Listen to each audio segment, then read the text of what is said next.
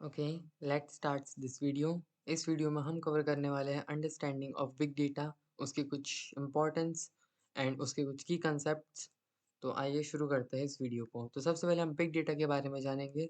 Big data majorly 3 part में होता है, structured, semi structured and unstructured. उसके पहले बिग डेटा होता क्या है? बिग डेटा होता है जब भी हम इंस्टाग्राम चला रहे हैं, स्क्रॉलिंग कर रहे हैं, कोई वीडियो देख रहे हैं, कोई वीडियो डाउनलोड कर रहे हैं, कुछ इमेज देख रहे हैं, किसी को भी वीडियो भेज रहे हैं या फिर आप ये वीडियो क्यों ना देख रहे हो। जब भी आप कुछ एक्टिविटी कर रहे हैं, कुछ इम्पोर्टेंट कुछ परफॉर्म एक्शन कर रहे हैं इंटरनेट पे, काफ़ी सारा डेटा जनरेट होता है। अब वो सिर्फ़ डेटा नॉर्मल डेटा नहीं, काफ़ी अमाउंट में, बल्कि अमाउंट में वो डेटा जनरेट होता है। उसे हम बिग डेटा कहते हैं और उसमें 3 तरह के डेटा होते हैं, structured, semi structured and unstructured. तो स्ट्रक्चर्ड डेटा वो होता है जो रिलेशनल डेटाबेस की तरह होता है। यानी कि नाम के नीचे नाम, रोल नंबर के नीचे रोल नंबर और किसी पर्टिकुलर की के नीचे उसी उससे रिलेटेड उस फ़ील्ड से रिलेटेड उसकी वैल्यूज़। इस तरीके से स्ट्रक्चर्ड डेटा अलाइन्ड होता है। उसके बाद सेमी स्ट्रक्चर्ड डेटा जिसमें अनस्ट्रक्चर्ड और स्ट्रक्चर्ड डेटा मिल-जुल के रहता है। जैसे कि अनस्ट्रक्चर्ड डेटा होता है जिसमें टेक्स्ट, वीडियोज़, फ़ोटोज़।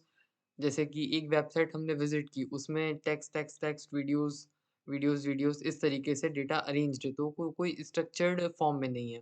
उसमें आपको वीडियो दिख रहा है, उसमें आपको इमेजेस दिख रही है, उसमें आपको सर्च बॉक्स दिख रहा है, अलग-अलग चीज़ें दिख रही है, तो वो एक अनस्ट्रक्चर्ड डेटा का पार्ट है।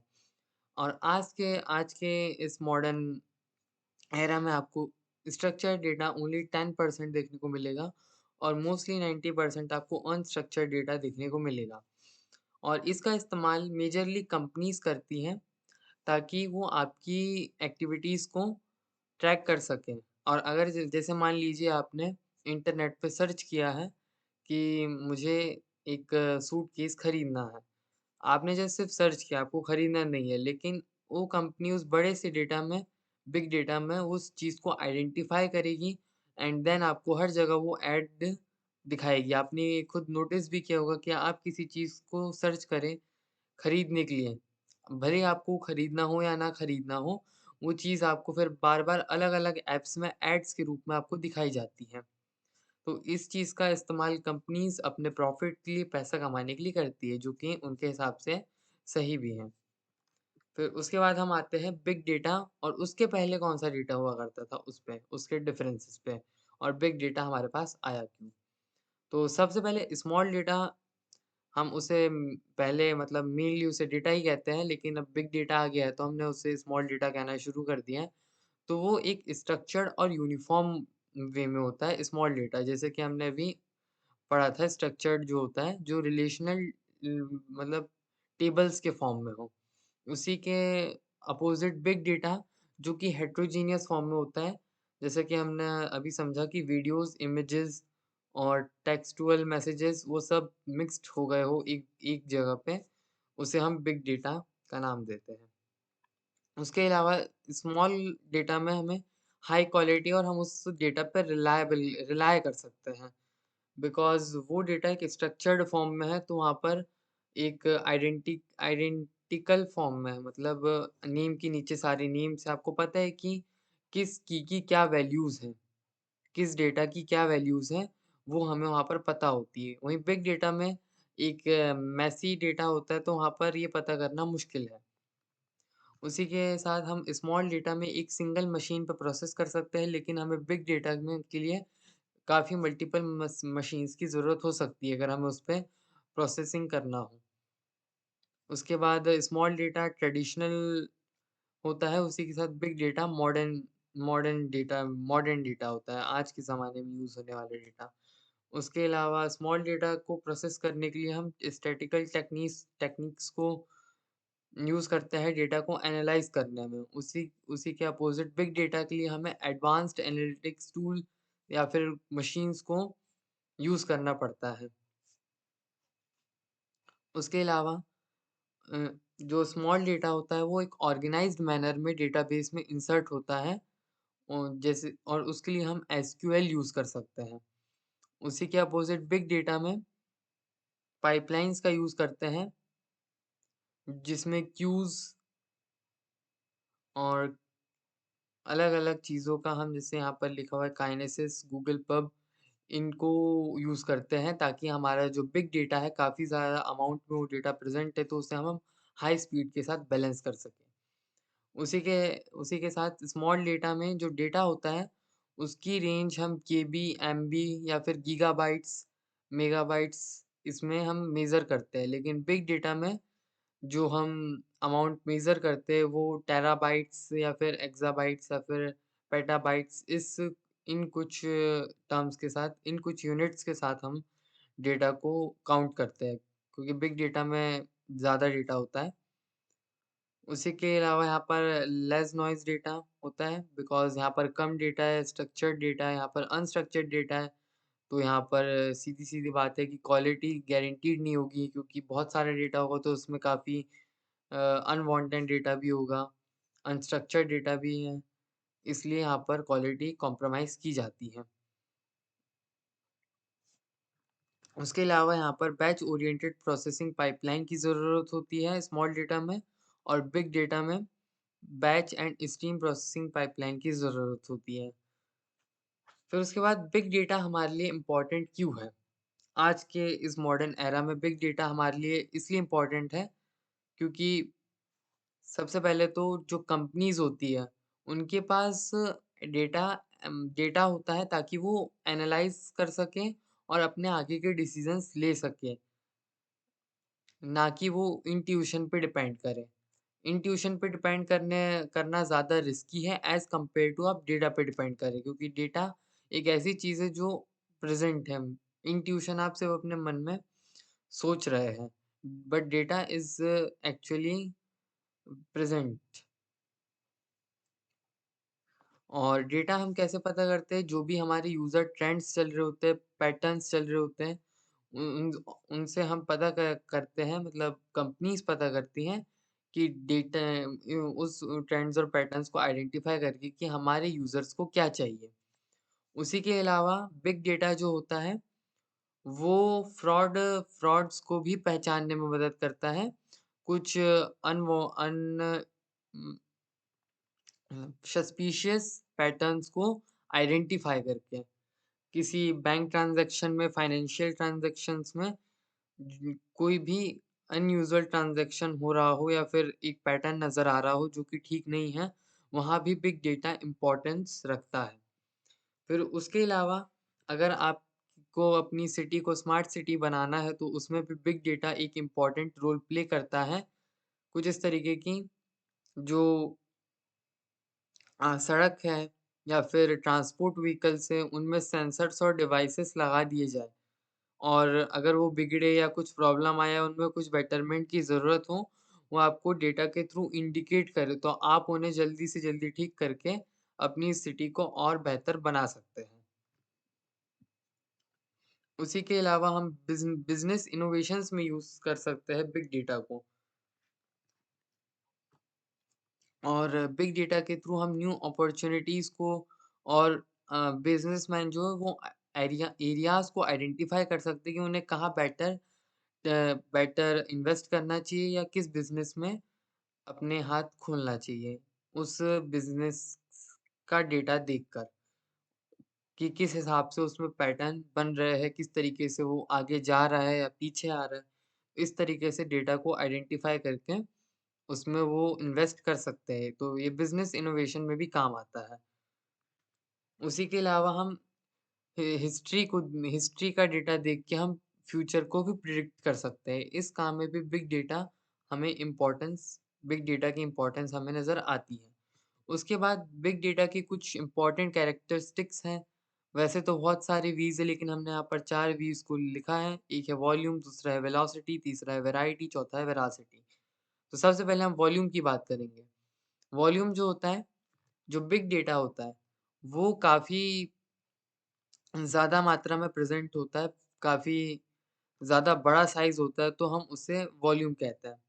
यानी जो भी मैसिव अमाउंट होता है, जो कि इन्फॉर्मेशन होती है, उसका डेटाबेस सिस्टम में, वो उसे हम वॉल्यूम कहते हैं।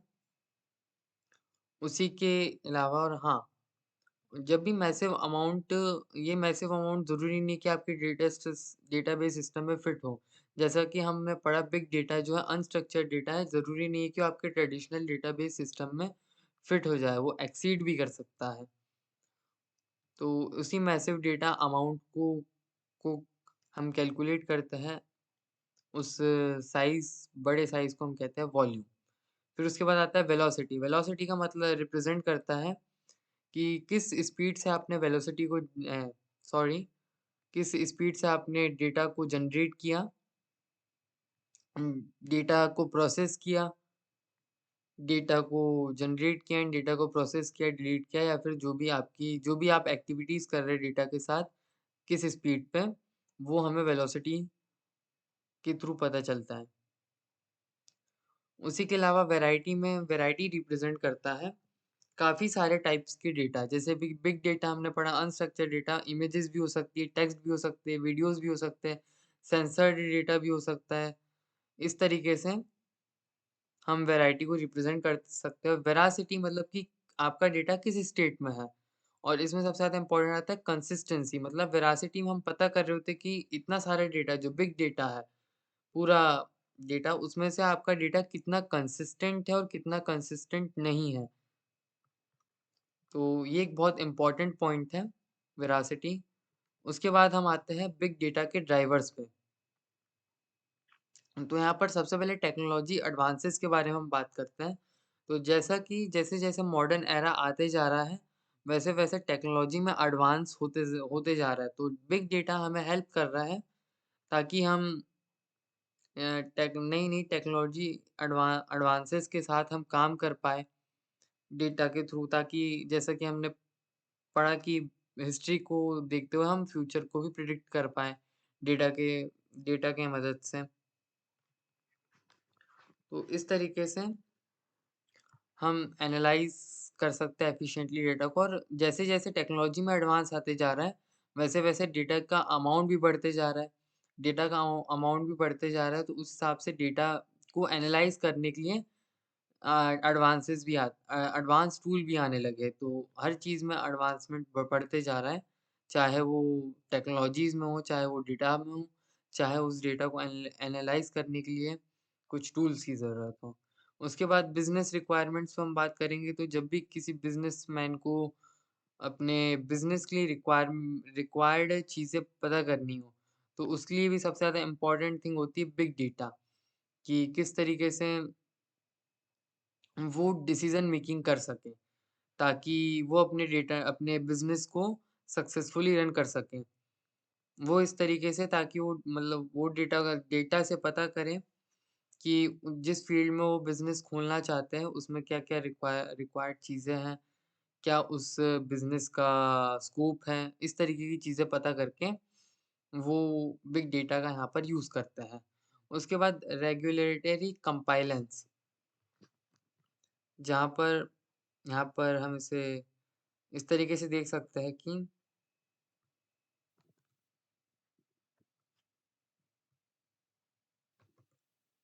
रेगुलेटरी कंपाइलेंस में हम रूल्स एंड लॉस को डिसाइड करते हैं ताकि जो हमारे पास जो मैसिव बिग डेटा होता है हम उसे मतलब हम बिग मैसिव डेटा को हम ये नहीं चाहते हैं कि वो किसी गलत हाथों में लग जाए और कुछ डेंजरस या फिर कुछ नेगेटिव हो जाए इसलिए उसे ध्यान से रखने के लिए हम काफ़ी रूल्स एंड रेगुलेशंस को डिफाइन करते हैं और कंपनीज डिसाइड करती हैं और ताकि इस तरीके से बिग डेटा को हैंडल किया जा सके कि वो किसी गलत हाथों में ना पड़े। उसके उसकी सिक्योरिटी के लिए ये ज़रूरी होता है। देन उसके बाद ग्लोबलाइज़ेशन ऑफ बिज़नेस में जो एक बिज़नेसमैन होता है, वो अपने प्रोडक्ट को एक्सपैंड करने के लिए, बिज़नेस को एक्सपैंड करने के लिए बिग डेटा का यूज़ करता है, ताकि वो बिग डेटा का इस्तेमाल करके अलग-अलग कंट्रीज़ में उसके प्रोडक्ट की क्या वैल्यू है, उसे आइडेंटिफ़ाई कर पाए। और अगर उस ज़्यादा है, तो किस तरीके से उसे इन्वेस्ट करना चाहिए, अगर कम है, तो किस तरीके से उसे इन्वेस्ट करना चाहिए या नहीं करना चाहिए, वो ये बिग डेटा से पता करता है अलग-अलग कंट्रीज़ में। उसके बाद इंक्रीज़्ड कनेक्टिविटी के बारे में हम है तो आज के ज़माने में आपको पता ही है, आपके पास स्मार्ट वॉचेज़ है, स्मार्ट अप्लायंसेस है और स्मार्ट टीवी है, स्मार्टफ़ोन है और वो सब एक-दूसरे से कनेक्टेड है और वो सब रियल टाइम पे एक-दूसरे को काफ़ी सारा डेटा पास कर रहे हैं। तो ये आज के ज़माने में रियल टाइम पे काफ़ी कॉमन हो गया है कि बिग डेटा काफ़ी ज़्यादा ट्रांसफ़र किया जा रहा है एक-दूसरे के थ्रू सोशल मीडिया पे हम काफ़ी सारे फ़ोटोज़, वीडियोज़ एक-दूसरे को भेज रहे हैं और school groups, colleges groups, parents groups एक-दूसरे के साथ कनेक्टेड हैं। उसमें भी काफ़ी ज़्यादा बिग डेटा यूज़ होता है, शेयर होता है और हमारे पास काफ़ी सारा मैसिव डेटा होता है।